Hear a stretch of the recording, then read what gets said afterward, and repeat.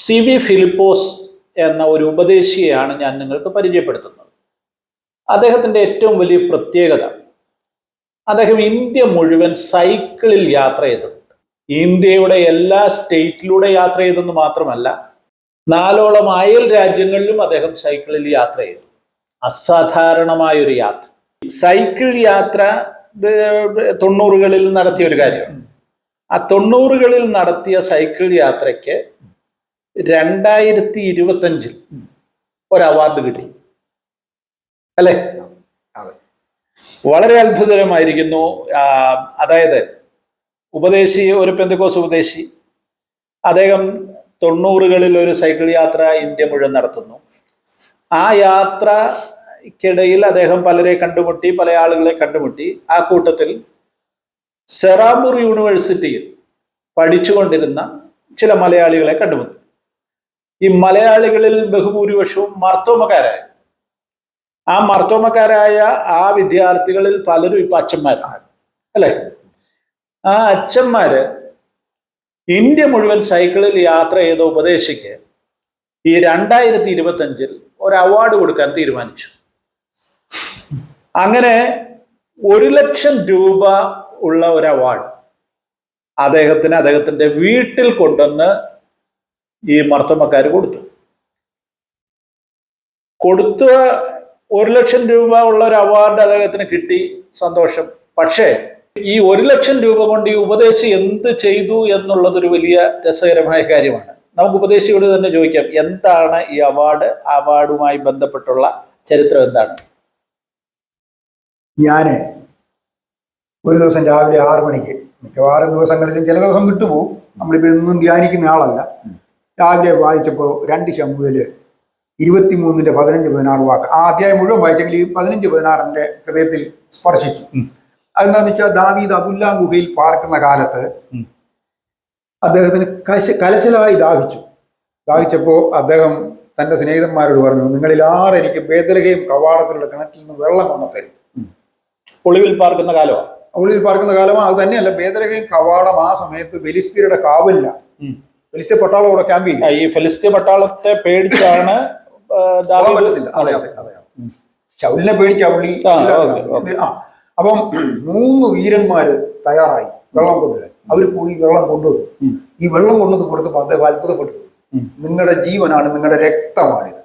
കാരണം എന്നാന്ന് വെച്ച് കഴിഞ്ഞാൽ, ഈ വെള്ളം ഞാൻ കുടിക്കാൻ എനിക്ക് പറ്റുന്നത് യഹോവയ്ക്ക് നിവേദിച്ചു. ജീവൻ പണയം വെച്ച് കിട്ടുന്ന മുതല് അതിഭയങ്കര വിലയുള്ളതാണ്. ഇന്നും എന്നും ലോകാവസാനം വരെ വേദപുസ്തകത്തിന് വിലയില്ലെന്നല്ല, വിലയിടത്തില്ല. എന്താന്ന് വെച്ച് കഴിഞ്ഞാൽ വിലയ്ക്കതീതമാണ്. വിലയ്ക്കതീതമായ പല കാര്യങ്ങളും നിങ്ങളുടെ ജീവിതത്തിൽ വരുമ്പോൾ നിങ്ങളത് എടുക്കരുത്.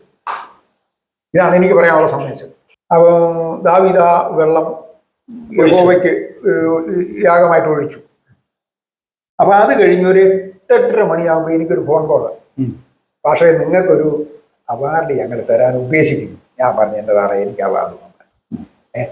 ഞാൻ ഈ പെന്തിക്കോസുകാരനാ. ഞാൻ പെന്തിക്കോസിൽ ഈ 50 കൊല്ലമായി പെന്തിക്കോസുകാരനാ. 25 കൊല്ലം ആയി സുവിശേഷ വേല ചെയ്തിട്ട് നാളിതുവരെ പെന്തിക്കോസുകാർക്ക് തോന്നാത്തൊരു കാര്യം നിങ്ങൾ ചെയ്യേണ്ടത്, എനിക്കിതൊന്നും കാര്യമില്ല എന്ന് ഞാൻ പറഞ്ഞെങ്കിലും അവരെന്നെ നിർബന്ധിച്ചു. അപ്പൊ പിന്നെ അവരായതുകൊണ്ട് നടക്കട്ടെ എന്ന് ഞാനും വിചാരിച്ചു. അപ്പൊ അങ്ങനെ വിചാരിച്ച് ഈ സംഗതി ഇരിക്കുമ്പോഴാണ് ഈ വാക്യം എൻ്റെ ഹൃദയത്തെ പിടിച്ചു. ഞാൻ സമ്മതിച്ചു. അവരെനിക്ക് അത് പറഞ്ഞ പോലെ കുറച്ച് ദിവസം കഴിഞ്ഞ് വീട്ടിൽ കൊണ്ട് തന്നപ്പോൾ എന്നോട് ചോദിച്ചു, ഈ കാശ് കൊണ്ട് ഉദ്ദേശിച്ച് എന്നാ ചെയ്യാൻ ഉദ്ദേശിക്കുക? ഞാൻ പറഞ്ഞത് ഒരു അമൂല്യമായ സംഗതിയാണ്. അമൂല്യമായ സംഗതി വിശുദ്ധന്മാരെല്ലാം ദൈവത്തിനാണ് സമർപ്പിക്കുന്നത്.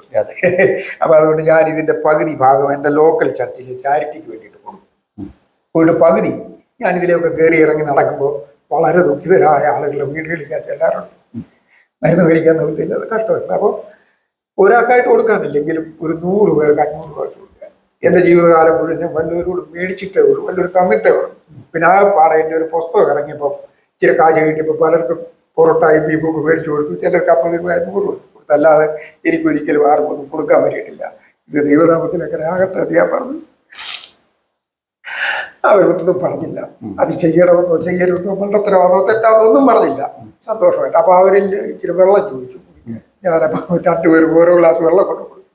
അതിലൊരാൾക്ക് ഒരു ഗ്ലാസ് കൊടുക്കണം. അപ്പം ഞാൻ പറഞ്ഞു വെള്ളം തീർന്നു പോയി. ഞാൻ അപ്പുറത്തൊരു വീട്ടിൽ നിന്നാണ് വെള്ളം കൊണ്ടുവരുന്നത്. എല്ലാ വീട്ടിലും ചെന്ന് വെള്ളം എടുക്കാനൊക്കെയില്ല, കപ്പിയിട്ട് കോരുന്ന വീട്ടിൽ നിന്ന് എടുക്കാനുള്ളൂ. മോട്ടറുള്ളിടത്ത് ചെന്ന് എടുക്കുന്നത് ശരിയല്ല. അപ്പം അതുകൊണ്ട് അങ്ങനെയാണ് ഞാൻ എടുക്കുന്നത്. ഞാൻ എനിക്കാണെങ്കിൽ അവർ പറഞ്ഞു വേണ്ട എടുക്കണ്ടെന്ന് പറഞ്ഞു. അവർ പോയി. അന്ന് വൈകിട്ടത്തെ അവരുടെ വീട്ടുപ്രാർത്ഥനയിൽ ഈ അച്ഛൻ ഇദ്ദേഹം ഈ വിഷയം ഷെയർ ചെയ്തു. പാവപ്പെട്ട ഉപദേശിക്ക് കിട്ടിയത് ആരോ ഇന്ന പോലെ ചെയ്യാനാകെ അദ്ദേഹത്തിൻ്റെ വീട്ടിൽ കിണറില്ല.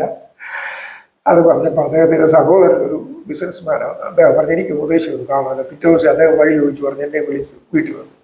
അദ്ദേഹം എനിക്കൊരു 50,000 രൂപ തന്നു. കിണർ കുത്താൻ പറഞ്ഞു. അങ്ങനെയാണ് ഈ കിണർ കുത്ത് പരിപാടി ആരംഭിച്ചത്. അപ്പൊ ഈ കിണർ കുത്തി തീർന്നു? ഇല്ല, 10 അടി വരെ ആയി. ബാക്കി ഇനി നടക്കും. ഞാൻ കണ്ടിട്ടുണ്ട്, ഉപദേശിയുടെ വീട്ടിൽ ഞാൻ വന്നിട്ടുണ്ട്. ഇച്ചിരി ഒരു ഉയർന്ന സ്ഥലമാണ്. അതെ അതെ. ചുറ്റുപാടെല്ലാം പാറ. നമുക്ക് ഇതുവരെ പാറയായിട്ടില്ല. പാറയാകരുത് എന്നുള്ള പ്രാർത്ഥനയുണ്ട്. പാറയായി കാശ് പോകും. ഈ 50,000 രൂപ കൊണ്ട് അത് നടക്കത്തില്ലല്ലോ. അവിടെ ഒരു കിണർ കുത്താൻ നടക്കത്തില്ല. അത് ദൈവം നടത്തും. ഓക്കെ. അപ്പം പിന്നെ ഈ അവാർഡ് തുക പകുതി കൊണ്ടുപോയി IPC മല്ലപ്പള്ളി സിയോപുരം ടൗൺ ചർച്ചില്, മല്ലപ്പള്ളി അവിടെയാണ് മെമ്പർഷിപ്പ് ഉള്ളത്. അപ്പൊ അവിടെ കൊണ്ടുപോയി കൊടുത്തു. ബാക്കിയുള്ള 50,000 രൂപ 500 രൂപ വെച്ച് 100 പേർക്ക് വീതിച്ചു കൊടുത്തു. അങ്ങനെ അവാർഡ് തുക മുഴുവനായി തന്നെ ദൈവസന്നിധി സമർപ്പിച്ചു. ദാവീദ് വെള്ളം ഒഴിച്ചു നിന്റെ അപ്പത്തെ വെള്ളത്തിന്മേൽ എറിയുക എന്നാണ്. ഓക്കെ. ഞാൻ നേരത്തെ പറഞ്ഞല്ലോ, ഇൻട്രൊഡക്ഷനിൽ പറഞ്ഞല്ലോ, അസാധാരണമായ ജീവിതം, അസാധാരണമായ പ്രവർത്തികൾ. നമുക്കൊരു പക്ഷേ ഇത് വിവരക്കേടായിട്ടോ ബുദ്ധികേടായിട്ടോ അല്ലെ വട്ടായിട്ടോ ഒക്കെ തോന്നിയേക്കാം. അങ്ങനെ ആളുകൾ ആരെങ്കിലും പറഞ്ഞിട്ടുണ്ടോ ഇത് വട്ടാന്ന്? പലരും പറഞ്ഞു മണ്ടത്തരമായി. എല്ലാവരോടും പരസ്യമാക്കിയിട്ടില്ല. ഇല്ല, കുറച്ച് പേര് അപൂർവം, അത്ര അടുത്തവരോട് മാത്രമേ പറയുള്ളൂ. ഓക്കെ. എനിവേ, ഈ ഉപദേശിയുടെ ജീവിതത്തിലെ ഓരോ കാര്യങ്ങളും ഇങ്ങനെ ഇൻട്രസ്റ്റിംഗ് ആയിട്ടുള്ള സ്റ്റോറീസാണ്. എനിക്കത് പിന്നെ എങ്ങനെ പറയണമെന്ന് അറിയത്തില്ല. അത്ര രസകരമായ, അത്ര ടച്ചിങ് ആയിട്ടുള്ള കാര്യങ്ങളാണ്. ഉപദേശി മലയാള മനോരമയിൽ ഒരു 4 പേജ് പരസ്യമായിട്ട്